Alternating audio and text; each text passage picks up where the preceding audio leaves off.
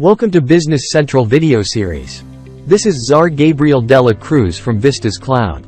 A purchase credit memo is a document issued by a user to a vendor, indicating a refund or credit for goods or services returned or overpaid.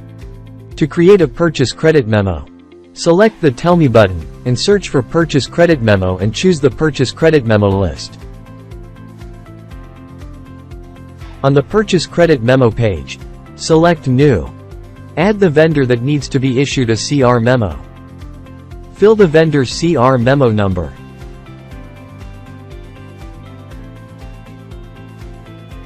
Then, in the action bar select Prepare, choose Get Posted Line to reverse. In the card, toggle Return Original Quantities and Show Reversible Lines. Select the posted invoice you wish to reverse.